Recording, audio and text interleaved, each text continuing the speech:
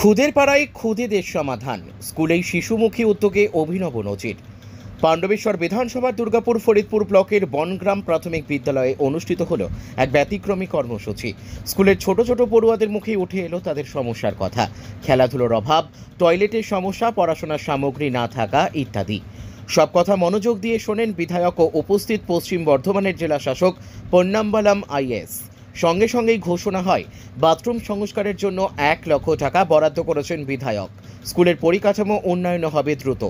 কর্মসূচিতে পড়ুয়াদের হাতে তুলে দেওয়া হয় খেলার সামগ্রী, অঙ্কন সামগ্রী ও বই। পাশাপাশি বৃক্ষরোপণও করা হয় স্কুল চত্বরে। জেলাশাসক বলেন, আমি এসেছিলাম আমাদের পাড়া আমাদের সমাধানে, কিন্তু এখানে দেখলাম খুদের পাড়ায় খুদেদের সমাধান। এমন উদ্যোগে শিশুরাও তাদের মত প্রকাশের সুযোগ পায়। এটা সত্যিই প্রশংসনীয়। বিধায়ক বলেন, ওদের সঙ্গে সময় কাটিয়ে নিজেকে ছোটবেলার মাঝে খুঁজে পেলাম। সমস্যা শুনেই আজই ব্যবস্থা নেওয়া হচ্ছে। ব্যুরো রিপোর্ট, আমাদের টিভি। খুদেদের পাড়ায় খুদেদের সমাধান, আজ অভিনব উদ্যোগ দেখলাম, কি বলবেন আপনি?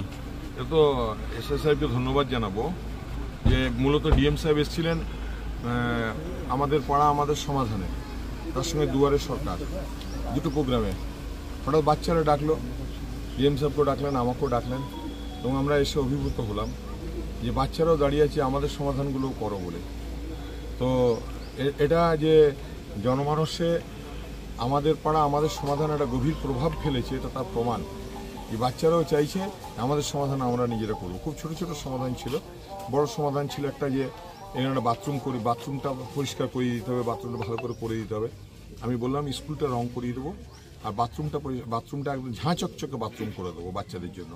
তার জন্য 1 লক্ষ টাকা বিধায়ক ফান্ড থেকে দিচ্ছি, এবং ইমিডিয়েট কাজ শুরু হবে, কাল থেকে কাজ শুরু হবে।